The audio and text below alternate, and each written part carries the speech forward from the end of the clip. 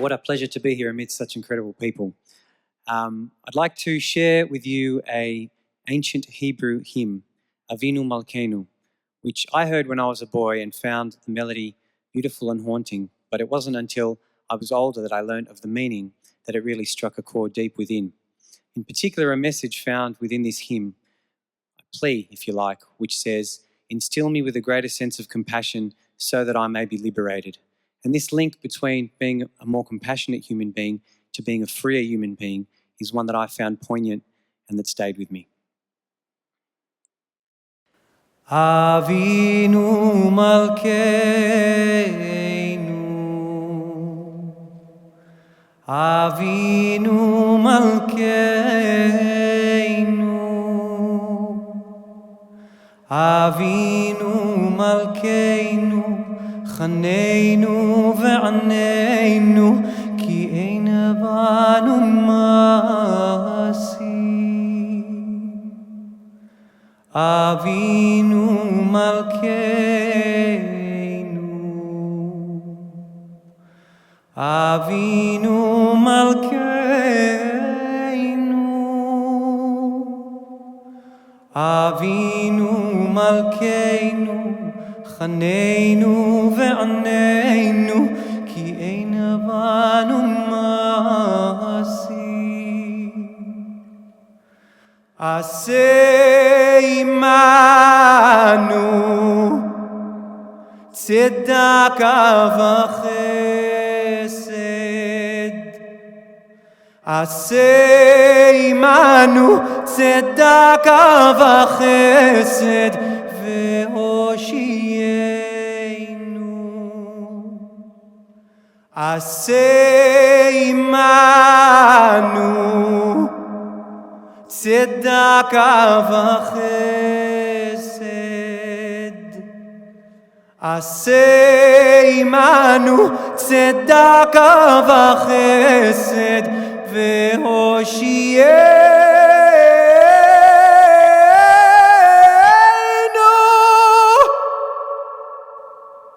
Avinu Malkeinu.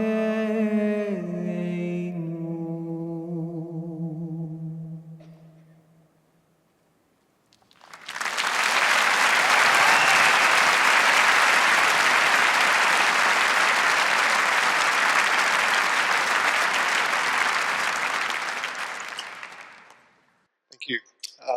On behalf of Lior. Sorry. The first time I heard that song, I experienced a sense of awakening. Perhaps there was something in its ancient strains that triggered some remnant of Jewish heritage in my bloodline. Or maybe it was the warmth and power of Lior's performance. Or it might have been the context of the event in which I heard it, a fundraising concert for the Smugglers of Light Foundation that was planned to coincide with the 12-month commemoration of my son's death. Whatever the reason, having found myself locked in a state of pathological grief for the previous 12 months, incapable of finding my way in music or in much else, actually, that night when I heard Lior sing that song, I felt an awakening, an urge to be part of something bigger than myself. When I asked Lior's permission to take the song and make an arrangement of it, little did I realise that this would form the catalyst for a rich and fruitful collaboration some years down the track. This act of taking a pre-existing work, a song in fact that like a diamond had been forged by the ravages of time into a thing of great beauty, and having the opportunity to reinvent it, to find a new context for it, was actually, and something to be able to do that with hand in hand with Lior, whose work I admired for a very long time, was my very first step back into music, back into the act of composition. When I played my ideas to Lior for the arrangement, quite a big, bold, sort of symphonic realization of the work that I tried to imbue with the same sense of drama and nuance that he brings to this wonderful song. we both felt excited about the idea of exploration. And so with the lofty ideal of compassion as our guide and our collective experiences in music forming our intuition, on the one hand, Lior, the troubadour, songwriter, composer of bittersweet indie pop songs, myself with a background in classical, film and symphonic music, we embarked on a 2-year journey to write a symphony for voice and orchestra, a song cycle, if you like, a thing that we call compassion. Nigel and I first presented the orchestrated version of Avinu Malkeinu to the Sydney Symphony Orchestra, hoping that they might consider presenting it as a short work. Peter Chorney, the artistic director of the Symphony Orchestra at the time, actually came to Nigel and I and suggested that we consider expanding the work into a full-length piece and offered for the Symphony Orchestra to commission the work. And that was something Nigel and I were very excited about, and we said yes, knowing that this is an opportunity that we couldn't miss. After the initial excitement wore off, we sort of looked at each other and went, what did we just say yes to? So we knew that we didn't want to simply gather more ancient Hebrew texts and write music to it, because whilst we recognised that the power that Avinu Malkeinu emanated had something to do with the fact that it gave us an insight into the richness and wisdom from its ancient religion, its ancient world, we didn't want our piece to be steeped too heavily within any particular religion, faith, or stream. And above all, we really wanted to present a poetic and humanitarian expression about the idea of compassion, one that would have true universal resonance. Nigel and I discussed many ideas, and we landed upon one that we were both excited about. What if we were to get ancient Arabic texts from the world of Islam and put it side by side with Hebrew texts and weave them seamlessly through a song cycle, through an orchestral song cycle? I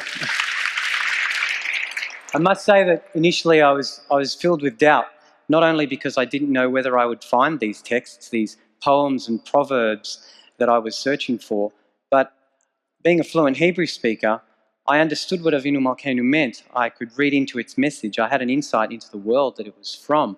How could I aim to do so with a language I don't understand, with a religion that I don't know? And so I remember saying to Nigel, I'll research the texts, but we're going to need to get another singer to sing it alongside me. And Nigel was very adamant and said, no, it's got to come from one voice, it's got to come from your voice. And I thank him for that. And so began the research process. And the first poem that I uncovered was a beautiful Arabic poem. And the deeper I looked into it, I actually found that it had a lot of conceptual and thematic similarities to Avinu Malkeinu. But not only that, it had linguistic similarities. I actually could understand several words. I could understand the origins of certain words. And that gave me the energy and the drive to keep researching. And the more I did look into it, the more I surprised myself by how these two seemingly different worlds had so many similarities and so much shared ground. A few months later, I had collated a body of texts, poems, proverbs and hadith, or sayings of the Prophet Muhammad, and we began the task of writing melodies to them. Once Lior had discovered a text that he was comfortable with, he'd live with it for a little while and evolve a melody, which he would then record and send to me as an audio file. And then I would take these files and weave the orchestration around them. Apart from Avinu Malkeinu, all the other pieces are freshly composed melodies. Yet to me, they had what Lior was sending me had a real sense of antiquated wisdom about it, like he'd been exhuming these things, beautiful treasures from the cave on the banks of the Red Sea or something.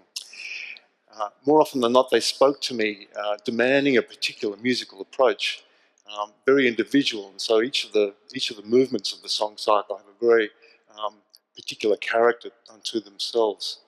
I could hear Lior working very much outside of his comfort zone, actually extending his vocal range and experimenting with colours and textures in his voice that I'd not heard him use in any of his previous work. It was an inspiring way for us to work, and by ping-ponging our ideas to each other, once I'd set a particular phrase with orchestration, I would send it back to him. He would then add bits, send it back to me. We've each time trying to outdo each other. I think we were surprised by the results that we achieved in those couple of years. We'd like to leave you with a short excerpt from the premiere of Compassion, which was recently performed here in this very room at the Sydney Opera House. What you'll see is a short excerpt of the fully orchestrated version of Avinu Malkeinu, which ended up to make up one of the 7 movements of Compassion.